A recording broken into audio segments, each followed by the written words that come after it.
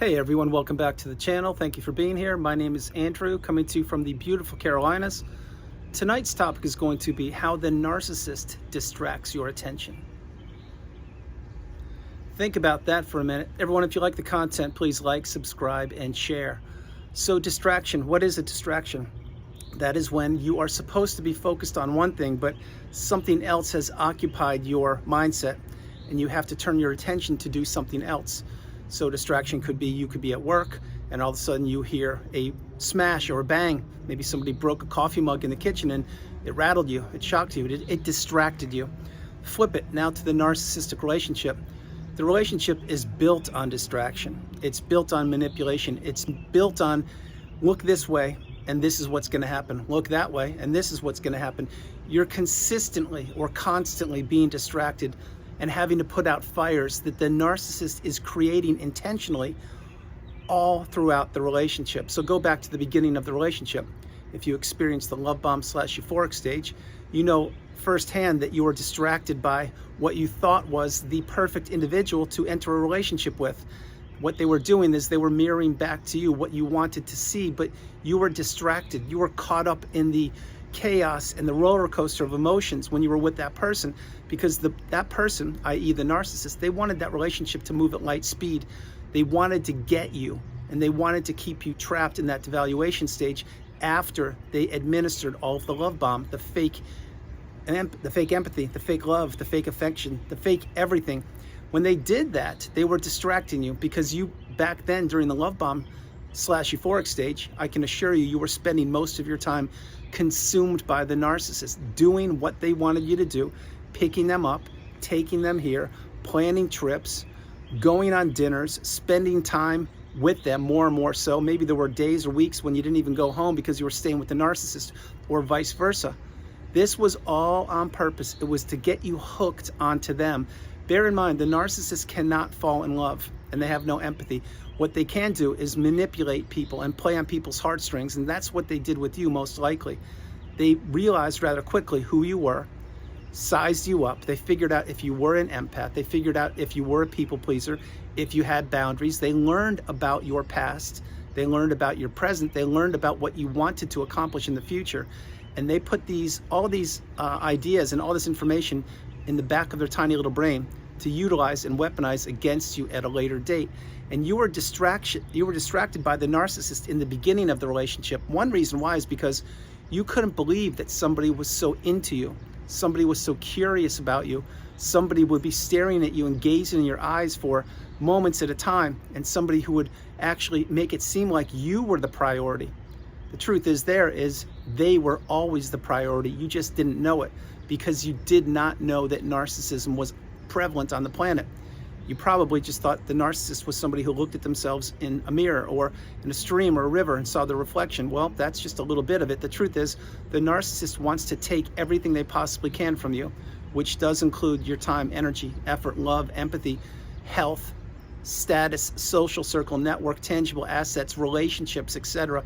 They want to take anything they possibly can. But back then, when you were distracted by the newness of the relationship and how it was moving at such light speed and things were going swimmingly, almost too good to be true, because why? Because they were too good to be true. Because the narcissist is that used car that doesn't run, it doesn't have an engine, but what it does have is a nice paint job on the exterior, so it draws you to that car. And when you purchase that used car, which turned out to be a jalopy off of the used car salesman, you realize once you got it off the lot, that was your problem now. And that is the baggage of the narcissist. Their baggage, their problems become your problems. And you usually put the narcissist high up on a pedestal, and you usually do what they want you to do, when they want you to do it, and with whom they want you to do it. Once you are in that devaluation stage, or once they have sunk in their dirty fangs into you. And this is all by design. Remember that the narcissist knows what they're doing. They know exactly how to manipulate people, and they know exactly when to bat their eyelashes, when to show up the rosy cheeks, when to be there for you, when to not be there for you. And they always keep you on the push-pull, the high-low, the roller coaster of emotions. They never want to keep you stable. They always want to keep you off balance. And they did that in the euphoric / love bomb stage, because when things were going so swimmingly and things were going better than you had ever had in any relationship prior, That was a big red flag, but you didn't know it then because you weren't taught narcissism in school. You didn't have the wisdom. You didn't have the education. You did not know what gaslighting meant, what the silent treatment meant, what stonewalling meant, what object constancy meant, what all these definitions and glossary of terms, what they meant. But what you did know is that something was off balance, and you were distracted so frequently by the narcissist, but you couldn't put your finger on it. So let's go back to the relationship, either in the love bomb / euphoric or even in the devaluation stage. When the narcissist would text you, what would you do? You would get that hit of dopamine or whatever adrenaline chemical it is in your brain, and you would want to reply to them instantaneously because you felt compelled to, you felt drawn to it because you had to do it. And if you didn't, there was a price to pay. Same thing when the front door would open. Would the front door open, it would be Dr. Jekyll or Mr. Hyde? You never knew. But back then, that was part of the hook that they had into you. They had you stuck and they had you trapped. They had you sitting there waiting for them, doing things for them, doing things you never thought you would do, saying things you never thought you would say, tolerating poor behaviors you had never tolerated before because you were caught up in that trauma bond and you didn't know it. What you did know is you were distracted from your life, from your hobbies, from your relationships, from performing at a high level at work, from doing the things that made you you. The narcissist took your identity. They had you become an extension of them. They wanted you to be a pawn or a puppet. They wanted you to be the walking apology, the unpaid helper. They wanted you to be the sounding board. They wanted you to be the person who would regulate their lack of regulating their own emotions. And that is why so frequently they took you for granted. They did not respect you. They definitely didn't love you. They didn't care about you as a human being. They cared about what you provided for them. Maybe it was money, maybe it was putting a roof over their head, maybe it was raising kids, who knows? But the narcissist knew that that relationship that you were in with them, it certainly had an expiration date, and they kept on pressing on the gas pedal of abuse, trying to keep you distracted at times from ever figuring out who they were. This is, again, some of the mind tricks that the narcissist implements on the people that they have targeted. They never want you to figure it out. What the narcissist usually wants to do is they want to keep you trapped in the past. That's why they bring up so many things that happened 5, 10, 15 years ago about that one old smelly shoe that you left outside in the rain, and that they can't believe that you did that. Or let's say that fast forward, the relationship is over, and if they're trying to hoover you, well, they will say that, hey, do you still have that belt that I had from the 1980s? Can you just send that to me? I've been thinking about it. I've been missing that. And you're like, what are you talking about? But this is what they do. This is how feeble and weak and shallow and hollow they are. They always want to keep you distracted. Let's talk about a hoover for a minute. What is the hoover? It's a distraction. Let's say that you've healed. You're on the healing path, or you're well on the healing path, headed towards the pinnacle of indifference, the mountaintop of indifference, when you no longer care about the narcissist. Everything's going well. You've gone no contact, you've blocked them, etc. But then you receive a package in the mail, or a flying monkey that you didn't even know was a flying monkey asks you how you're doing, and they ask you some questions of the past from that relationship when you were in it with the narcissist. Well, you're distracted right there. You've just received a hoover. You don't know what it is, but, well, now you know what it is, but it throws you off because now you've put the narcissist in the past and you've moved forward. But what has the narcissist done? Well, they haven't moved forward. Perhaps their new supply didn't quite pan out because the grass isn't always greener, etc. But for some reason, you crossed their mind and they were testing the water with you. They were trying to distract you from finding your purpose, from finding your path, from finding who you are supposed to be, which is the third version of yourself, the strongest, most galvanized version of yourself known to humankind. Those of us that reached this pinnacle, we know what it's like. It took a lot of work, a mountain of work to get where we are, but we are here because of what we have experienced in the narcissistic relationship, and we've had to slow our lives down and put ourselves back together. And we had to journal, to meditate, to heal childhood wounds, to see a therapist if possible, to read, to watch videos, and to understand that we really almost got taken down for the count, but we didn't. And these hoovers that people receive, and again, if you receive a hoover, don't accept a hoover. It will never serve you. But the hoover that people receive, if they accept it, what that is again, it's being distracted. It's getting off track of the healing path, and you're going to be going backwards. When you go backwards, you're going to get another dose of the narcissistic relationship, whether it be for a minute, an hour, a day, a week, a month, a year, a decade. But these relationships don't improve. They only deteriorate over time, and you now know that. So how the narcissist distracts your attention? It's from finding your purpose. It's from reaching your goals accomplishing your dreams, from building healthy, stable relationships with people. It's from anything that makes you you that the narcissist didn't want you to do. Meaning, let's say you wanted to be a doctor. Well, maybe they would try to make sure you didn't get your PhD and become a doctor, or MD, whatever the license is, no disrespect. Well, that they try to railroad that and sideline it. Maybe it was for you to graduate college. Maybe it was for you to enter a business, start a business. Maybe it was your hobbies. Maybe you like to ski or surf or something, and the narcissist didn't want you to do that, so they would kibosh it. They were always trying to distract you from what made you you, because they tried to keep you entrenched in the narcissistic fog. They wanted to keep you believing in the mask. They wanted to keep you believing that they knew better, that better circumstances for you than you knew for yourself. Again, that's why when you're in the relationship, you put your life on hold essentially, and you begin living the life of the narcissist. But what you're actually doing is you are being a extra or a role character in the narcissist's tiny little pea-brain Hollywood script that's rolling around. They are the star, they are the celebrity in their own little minds, and what they do is they have a cast of characters surrounding them. Some are flying monkeys, some are enablers, some are the grade A source of supply, which is what you were, and you all had a role to fulfill. The thing is, when you entered that relationship, which was a huge distraction in your life, if you really think about it, you didn't know that you had a role. You thought that you were in a loving, stable, healthy relationship, and the two of you were headed towards one goal or one dream.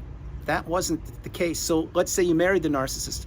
When you took your wedding vows, they meant something to you. They did not mean the same thing to the narcissist that they meant to you. And that was a huge distraction for you, because you believed in love. You believed in growing old together. You believed in creating and or raising a family and building a future. The narcissist, they sold you a bill of goods. They got you to fall in love with them. Perhaps they married you or vice versa. And the next thing you know, once something happened, like you moved, you had children, your health took a hit, you had no more money, or you went into business, if I didn't say that, or a death in the family, that's when they turned the gas pedal of abuse up. They ramped it up. That's when the mask slipped. And that's when they began to really, really push the relationship, waiting for it to break, because they did have other sources of supply lined up, whether you know it or not. And it doesn't matter if you had a wedding ring on or not. The wedding ring is nothing but a cover or a front for the narcissist. It doesn't mean anything to them other than what other people think about them being married. And side note, pro tip, if you did marry the narcissist, take a look at any pictures when you had the pictures with the narcissist, or remember pictures, I should say, because pictures should be thrown out right now. But think about if they ever displayed their wedding ring proudly or happily. They probably didn't. They probably hid their wedding ring finger in the back of their, behind the camera, behind the picture, or they didn't have it on at all. Because why? Because they wanted to appear single in these pictures, which is another distraction. What they were doing there is they were trying to leapfrog from your relationship onto another new supply, or appear that they were single, and that's how they go through life. Every relationship serves a purpose for the narcissist, and it leaves the person who was in the relationship with the narcissist reeling. It leaves them having to heal and having to introspect and to understand how they entered the relationship and why they didn't know what narcissism was. The narcissist knows exactly what they're doing. They've always known, and they will always know, and they will continue the cycle. The one constant in the narcissistic abusive cycle is in fact the narcissist. It's not you, it never can be you, it never will be you. You need to understand that these distractions of your attention by the narcissist, many of them are on purpose. Think about this. Think about when it would be a weekend. You would have a peaceful day. Maybe you were relaxing on the couch or at the pool or whatever you were doing, just taking it easy. And what would happen? Well, there'd be an emergency phone call coming out of left field at least once during that day. I got a flat tire, come fix it for me. Or remember, you have to go pick up the dry cleaning, and you're like, there is no dry cleaning. Well, go drop some off because we need to get it picked up. And you're like, what? And that just throws a whole monkey wrench in your day. Same thing with using the couch example. Let's say it's a Saturday or Sunday. The narcissist would be out and about gallivanting the globe, and you would get a text or a phone call. Hey, did you do the dishes? Did you buy the groceries? Did you rake the leaves? Did you wash the car? Did you walk the dog? Are you gonna go pick up this, or this? Are you gonna do that? Did you paint the wall? And it did not matter what you said. You could have said you did everything possible on the endless to-do list. There would always be a reason for the narcissist to distract you and tell you you didn't do enough, or you did it the wrong way, or you should have done it better, or you're worthless, etc. This is what the narcissist does. So when you're in the relationship, let's say you had a period of time which was calm and it was relatively peaceful. Maybe you had a couple days, maybe you're fortunate to have a week, maybe a month, who knows? When you had those periods of time back then, you may not have known it, but you know it now, that the other shoe was going to drop because there had to be a distraction from your average, everyday, peaceful life. They couldn't allow that to happen. Once you were getting too comfortable in the relationship, they would lay again on the gas pedal of abuse. They would throw a monkey wrench into your day, week, month, or year. Same thing when you were at work. Let's say you're at work and you're having a good work week and you're just about to get a promotion, and the narcissist knows that, and today's the day you're going to get the good news. Well, what would happen? They would call you and tell you that they're not feeling well, and then you have to come bring them chicken soup, or you have to do something for them. Why did they do that? They did that to distract away from your promotion and your special day. What about a birthday? Your birthday was probably not even celebrated when you were with the narcissist. Maybe you got an old coffee mug on a milestone birthday. Maybe you got nothing, who knows, but they wanted to distract you from celebrating your own birthday. Think about it. What about vacations? Maybe you plan to go on vacation. Maybe you saved up all year to go to a special location on the planet. Okay, what happens? Well, you get on the plane and things seem to be going well and you're holding your breath. This may be a good vacation. No sooner do you land at the location, well, nothing's good enough for the narcissist. They're complaining about the room or the wait staff or the weather, or why did you bring those clothes? Why didn't you bring those clothes? Or I have no phone service, or what's going on with this? How come we don't have the best room? Nothing is ever stable or healthy with these people. It is a roller coaster of emotions. It is one big distraction, and you have to put out their fires because they need someone to be there for them, to regulate them. They need someone to make them feel important. They need to have someone that they can put down and invalidate and make them feel inferior, because it makes them feel better. Think about what I'm sharing with you. All this distractions of the narcissist, how they took away your attention and your energy. It was littered throughout all that relationship. You just didn't know it because you didn't know what you were up against. And the narcissist, at the end of the day, what do they need? They need distractions. They need to distract people from their purpose. They need to distract people from their value and from what is important to them. And they need distractions in their own mind because they can never just be. If the narcissist doesn't have the smartphone or people around them, they are in hot water. Imagine again, if you will, the narcissist is on a desert island for a week.